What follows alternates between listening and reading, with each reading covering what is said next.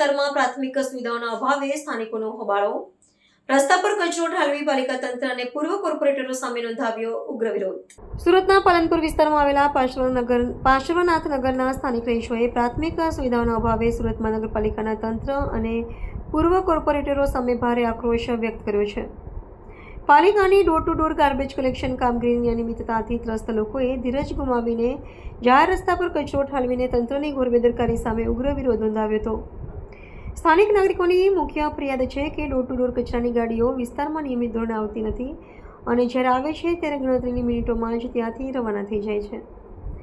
વધુમાં જ્યારે સ્થાનિકો અવ્યવસ્થા અંગે ગાડીના કર્મચારીઓને રજૂઆત કરવા જાય છે ત્યારે તેઓ દ્વારા દાદાગીરી ભર્યું વર્તન કરવામાં આવતું હોવાનો ગંભીર આરોપ પણ લગાવવામાં આવ્યો છે. આ ઉપરાંત વિસ્તારમાં પીવાનું પાણી પણ અતિ દુર્ગંધયુક્ત અને દૂષિત વિતરિત થતું હોવાથી લોકોના સ્વાસ્થ્ય સામે રોગચાળાનું મોટું જોખમ ઊભું થયું છે. તંત્ર સમક્ષ વારંવાર કરવામાં આવેલી લેખિત અને મૌખિક રજૂઆતો છતાં સમસ્યાનો કોઈ જ નક્કર ઉકેલ ન આવતા લોકોમાં ભારે રોષ વ્યાપી ગયો છે. સ્વચ્છતા અને શુદ્ધ પીવાના પાણી જેવી પાયાની સુવિધાઓથી વંચિત રહેલા પાર્શ્વનાથનગરના નાગરિકોએ હવે ખુલ્લી ચીમકી ઉચ્ચારી છે કે જો સત્વરે તેમની આ ગંભીર સમસ્યાઓનું નિરાકરણ નહીં લાવવામાં આવે તો આગામી ચૂંટણીઓમાં તેઓ મતદાનનો સંપૂર્ણ બહિષ્કાર કરશે. આ સમગ્ર ઘટનાક્રમે મહાનગરપાલિકાના વહીવટી વાસ્તવિકતા છતી કરી છે. મારું નામ વિકિન દિનેશચંદ્ર આસમાની. કઈ રીતની સમસ્યા છે ને આજે કચરાવાલા દ્વારા ગેરવર્તન મહિલાઓ સાથે કરવામાં આવ્યું? હા, હું પાસવાના સોસાયટીનો પ્રમુખ છું. અમારી સોસાયટીમાં છેલ્લા 8 મહિનાથી ઘણા પ્રોબ્લેમો છે. કચરાવાલાના એટલા બધા પ્રોબ્લેમો ક્રિએટ થાય છે કે સોસાયટીની લેડીઝો કંટાળી ગઈ છે હવે. એટલે અમારે આજે ના છૂટકે વિરોધ પ્રદર્શન કરવો પડ્યો. કચરાની ગાડી આવે છે પણ કચરો લેતી નથી, ઓટલા પર મૂકેલો હોય છે, એક સીટી મારીને ચાલ્યા જાય. સવારે દરેક લેડીઝોને કામ હોય છે, કોઈને ટિફિન બનાવવાનું હોય છે, કોઈને છોકરાઓને સ્કૂલે મોકલવાના હોય, કોઈના છોકરાઓ ટ્યુશન જવાના હોય છે. તો આ ટેમ્પાવાળા આવીને એક જ સીટી મારીને 2 મિનિટમાં નીકળી જાય છે. ને અમે ઓટલા પર કચરો મૂકીએ છીએ તો લેતા પણ નથી અને કહેવા જઈએ છીએ તો દાદાગીરી કરે છે કે અમે લઈશું નહીં, તમારથી જે થાય તે કરી લઉં. અને ટેમ્પો સોસાયટીની વચ્ચોવચ્ચ મૂકીને ડ્રાઈવર ભાગી જાય છે.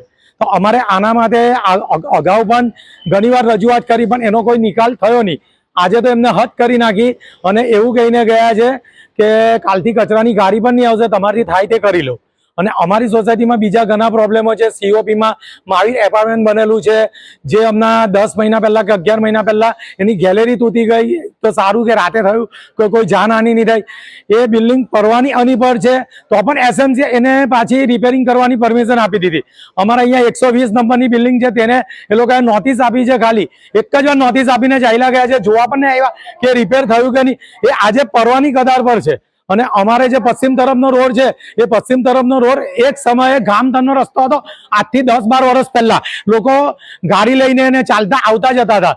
તો સોસાયટીના ઓર્ગેનાઇઝરે દસ્તાવેજ બનાવી દીધો એ રોડનો અને હવે ત્યાં પ્લોટ બનાવીને એ છેલ્લા ઘરવાળાને વેચી રહેલો છે. તો હવે ત્યાં આગળ અમારી પાણીની લાઈન પણ છે અને અમારા જે આ રોડ બન્યા છે નવા તેનો ધાર પણ એ બાજુ આપેલો છે. તો કાલ ઉઠીને ઘર બની જશે તો અમારા સોસાયટીમાં જે પાણી ભરાશે તો એનો નિકાલ શું થશે? તો એના માટે કોર્પોરેટરોએ આગળ આવવું જોઈએ ને અમારે એ જગ્યાનો નિકાલ કરી આપવો જોઈએ. 5 વર્ષમાં એક પણ વાર આવ્યો નથી. લાસ્ટ ટાઈમ મને યાદ છે ત્યાં સુધી એ લોકો લાસ્ટ ટાઈમ ચૂંટણી હતી ત્યારે આવેલા હતા ગાડીમાં અને અમને વોટ આપજો એવું કહેવા આવેલા હતા. ત્યાર પછી અમે ઘણા પ્રોબ્લેમો માટે ફોન કરીએ, ફોન ઉઠાવતા પણ નથી અને પાછું ફોલોઅપ પણ નથી લેતા. અને ઓફિસે છે તો ઓફિસ બંધ હોય છે ને ત્યાંથી એવો જવાબ મળે છે કે સાહેબ આવ્યા નથી કે બેન આવ્યા નથી, 3 દિવસથી આવ્યા નથી, 4 દિવસ. તો શું તમે ઓફિસે જતા જ નથી? તો જો તમે ઓફિસ જ નહીં જતા, ઓફિસ રાખી છે તો આમ આદમીનો નિકાલ કઈ રીતે કરશો? તમે બધા પ્રોબ્લેમો સોલ્વ કઈ રીતે કરશો? અમારો તો હવે એક જ નિયમ બનાવેલો છે સોસાયટીએ કે જે કામ કરશે તેને વોટ આપીશું. અમે હવે કોઈ પક્ષ નહીં જોઈશું. અત્યાર સુધી 25 વર્ષ અમે ભાજપને સાથ આપ્યો કે ચાલો આપનું ભારતીય જનતા પાર્ટી આપનું છે એમ કરીને અમે સાથ પણ એ લોકોને જે કોર્પોરેટર છે એ કામ કરવા જ રાજી નથી એવું લાગે છે અમને. હવે અમે લોકોએ બધા નક્કી કર્યું કે આપણે હવે માણસ જોઈને વોટ આપવાનો.